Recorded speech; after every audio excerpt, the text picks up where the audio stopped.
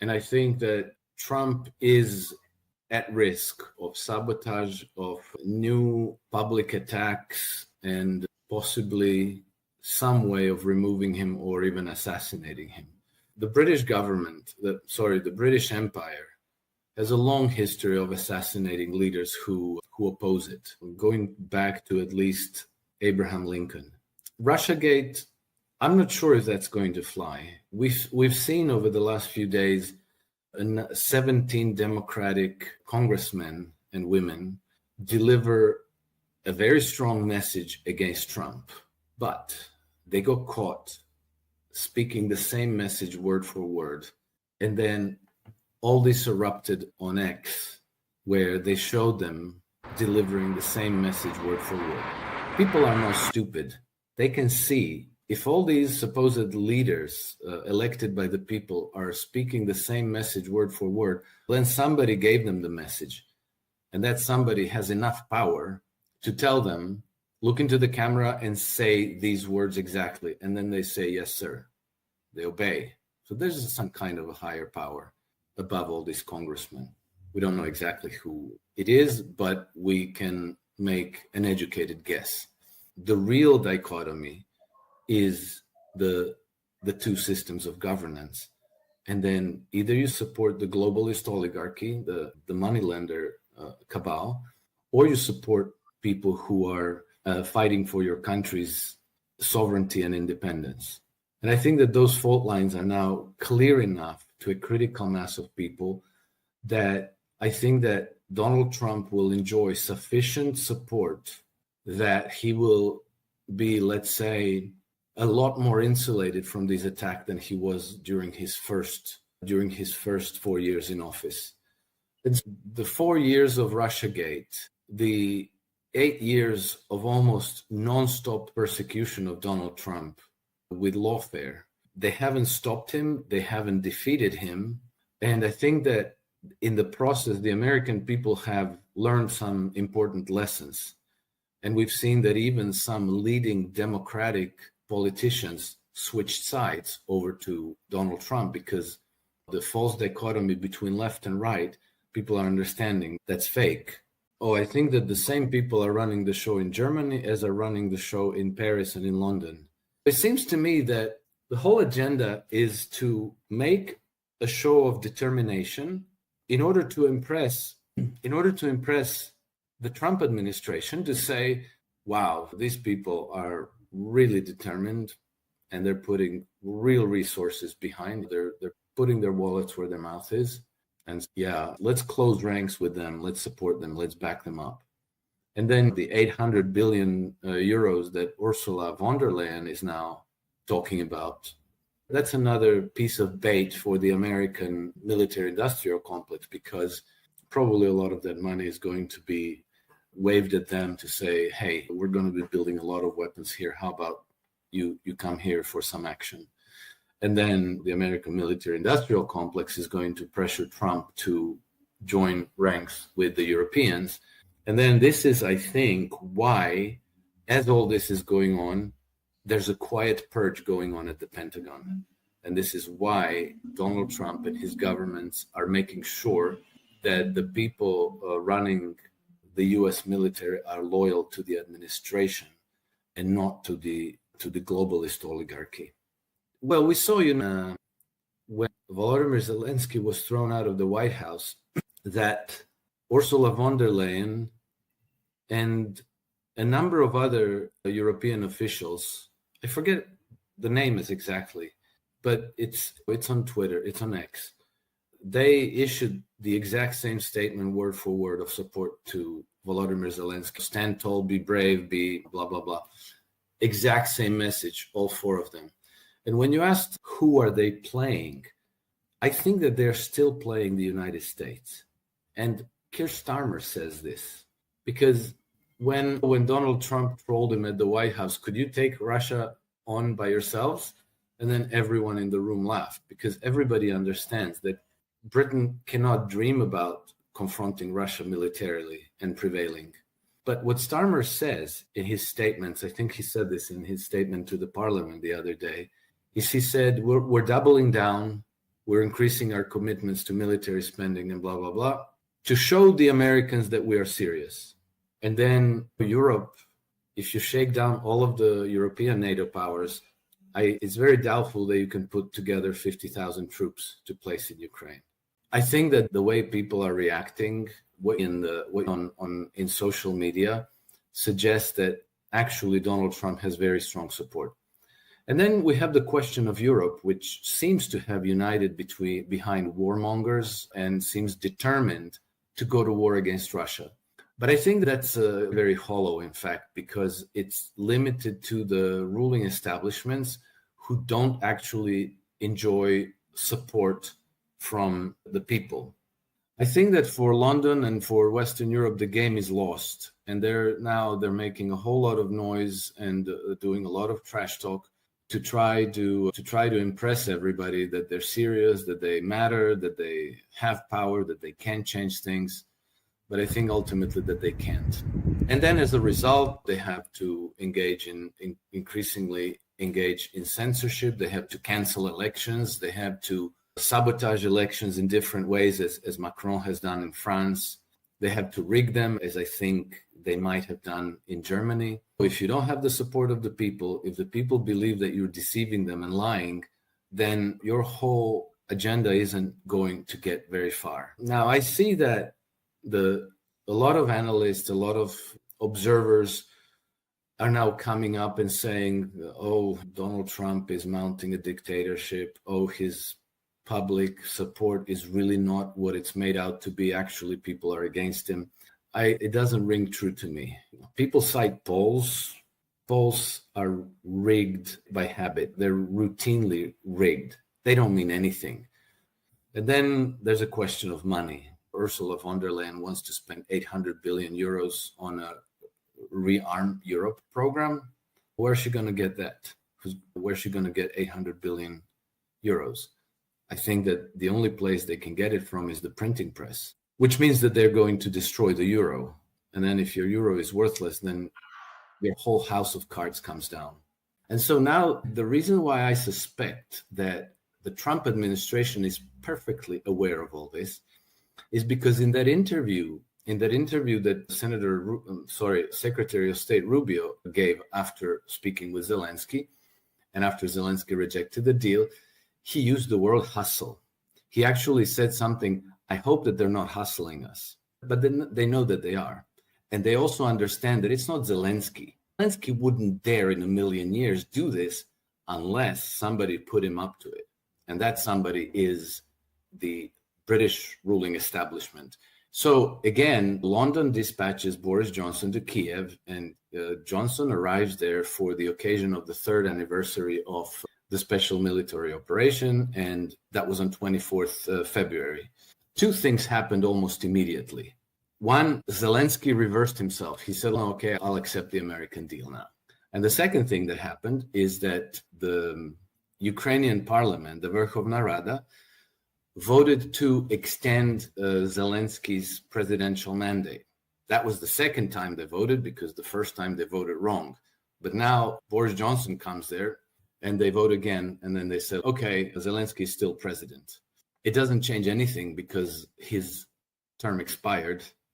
The parliament's vote is a fig leaf because Ukraine has a constitution, and it's very clear that presidential elections can be delayed, and the term is 5 years and not a day longer. Ultimately, what happens is that if the government in Ukraine changes and the next government is aligned with Moscow and or with the new administration in the United States, they will tear up the 100-year partnership agreement between Ukraine and Britain.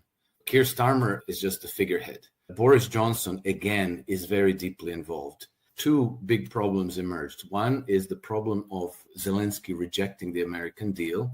And two is the problem of Zelensky's legitimacy, because his presidential mandate expired in May of last year. So this now explains why Volodymyr Zelensky can't sign the deal with the Americans, because he already signed over the lion's share of Ukraine's wealth to the Brits. And then I learned that there was on the 4 days before Donald Trump was inaugurated, on the 16th January, Sir Keir Starmer, Prime Minister of Great Britain, traveled to Kiev, where he and Volodymyr Zelensky signed a 100-year partnership between the Kingdom of Great Britain and Northern Ireland and Ukraine, which apparently contains a secret appendix. And in that secret appendix, it says that upon cessation of hostility, Great Britain will, Ukraine turns over their natural resource wealth, as well as infrastructure, things like ports, natural gas deposits, storage facilities, pipelines, power plants, titanium deposits, and on, to British interests. And okay, so if you had Kamala Harris in the White House and the whole Barack Obama team of public officials, then this would all stick. This would all go. But I think that Donald Trump, of all people, can see a hustle from a light year away, and they recognize what the British are doing. And so I think that Trump is playing along to see where it goes, but he's also trolling them. For example, on the 17th of February, he says that Volodymyr Zelensky is a dictator. If he's a dictator, then his signature on that agreement is null and void. He doesn't represent Ukraine. And so the British officialdom and media just went hysterical and went to Zelensky's defense. And then when Zelensky went to Washington, they understood that there wouldn't be the signing of the agreement that the United States wants. Zelensky wanted security guarantees, and he wasn't going to sign anything anyway. And then what does he do? He flies straight back to London, where he gets hugged and is lionized as a hero. Keir Starmer equates him with Winston Churchill. The media is lionizing him as a righteous freedom fighter and on. And then when Boris Johnson was in Kiev and did all that busy work, he also gave a bunch of interviews to the British media. And he gave away the game because he said the agreement is essential to keep the United States committed to support Ukraine militarily and financially. And so now here the strategy is quite transparent. The British and maybe the French as well are inclined to send their troops to Ukraine. If the United States gives them a security guarantee, that means that they will intervene if something happens to them. Let's say if the Russians attack French or British troops, quote unquote peacekeepers, then the United States gets involved to protect them and to maybe retaliate against Russia, against the Donbass. And so now there's this frantic footwork to keep the United States hooked to the deal, to keep baiting them to stay on board because, hey, there's this rare earth deal that you're going to sign eventually. And also to make sure that the United States continues to provide security guarantees for Ukraine. And then also you make sure that the government in Kiev doesn't align with Russia and that doesn't tear up these agreements that the British have. But I think that if I'm right about all this, and if I'm right that the Trump administration is perfectly aware of what the game is, then for sure in the background, they are preparing for Zelensky's ouster and for a new acting government, and then ultimately new elections. And I believe that they are talking to the Russians about it and that they know more or less who the candidates will be. And I think that they already most likely know who the next president will be. And I suspect it's going to be Valery Zaluzhny, who is now currently the Ukraine's ambassador in London.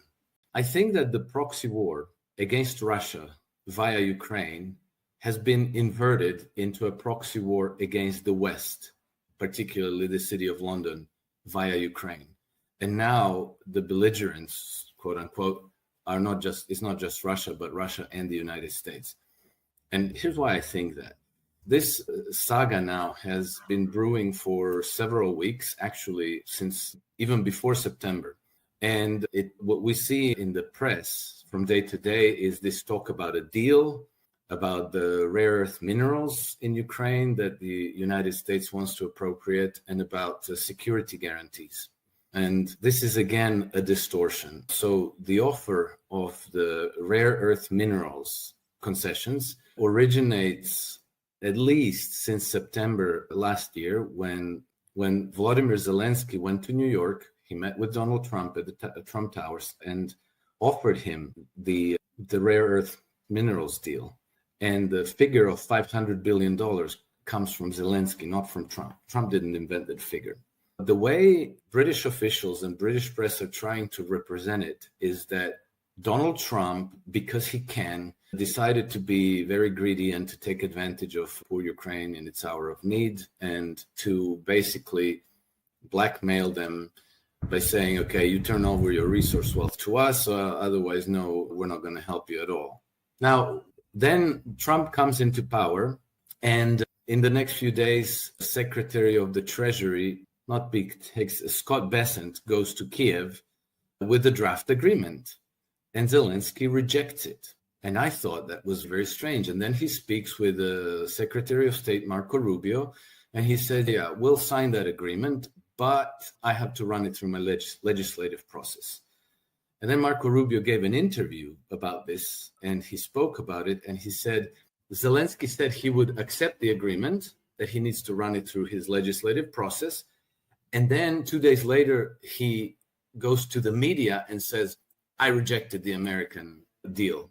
And so he now embarrassed the American Secretary of State. He insulted Donald Trump in the process. And I thought that's extraordinarily strange, because how could Volodymyr Zelensky, who is desperate to keep the American support, reject the agreement that he himself offered initially, and to do it in such a brazen, abrasive manner? What could possibly explain this? That didn't seem to make any sense at all. And so whether this is just posturing or whether these are real intentions, I think we'll find out with time. But just introducing tariffs like this without preparing the grounds could be very counterproductive. And I think it could actually be Donald Trump's Achilles heel, because if the economy goes south, if the US economy goes south, then he opens himself to attacks from his political opponents that are actually going to be gathering some public support, and then he's in trouble. And Donald Trump makes some of these statements, or other people in his administration, as pretexts to introduce tariffs against this or that country. But I'm not sure whether this is a real thing or if it's a negotiating ploy, because if you introduce tariffs against a country, you have to prepare the ground for it, because in and of themselves, tariffs can exacerbate inflation, which is already potentially a huge problem for Trump administration. There are measures that the Trump administration can take beyond just introducing tariffs, or he can take them in concert with the tariffs that could maybe create a buffer, create some financial cushioning. But I think that's going to take a lot of coordination. I think that all the talk about bringing Canada into the United States, bringing Greenland into the United States, I think they're dead serious about this. If we take a step back, the key problem, the problem ultimately, is the overhang of unpayable debts in the United States economy. And you don't have too many ways around that. One of them is default, to say, we can't pay these debts, so we're not going to pay them, too bad, which would be very bad. Then a different way of default is through inflation, that you simply dilute those debts away. That you can manipulate to, let's say, soften the blow from inflation and all this debt, or to reduce the impact. And what exactly the administration is going to do about all this is not clear to me. And I think it's not clear because they can't say it obviously, because they are going to get attacked by their opponents. So I think that some of it is going to be by stealth. And then the real moves, the big moves that they're going to make, I think that they're going to be ambushing us all collectively. But you can also go the route of increasing the economies, increasing the wealth and productivity in the economy. And bringing in Canada and Greenland could be part of that strategy. If you avail yourself of if the economy of Canada suddenly came under the American economy, that would be effectively bringing in wealth from there into your economy and, let's say, refloating it. Same with Greenland.